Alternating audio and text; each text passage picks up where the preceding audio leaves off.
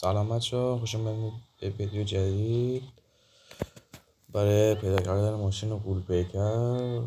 اول باید بیایم به این قسمت نقشه نشون بدم. باید بیایم به این قسمت که میشه باید اون ور شهر باید کد ضد پلیس بزنید. اگر نزنید پلیس شما میفهمید بیاین روی نقشه.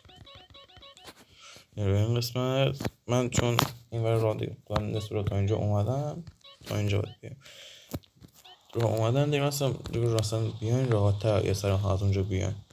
اینجا یه جت پک میزنی،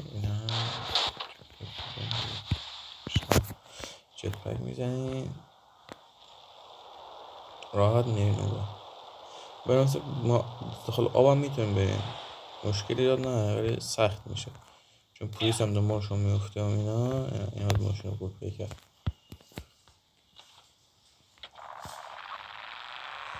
ماشین خیلی باریه، هم قویه هم بالا وزنه.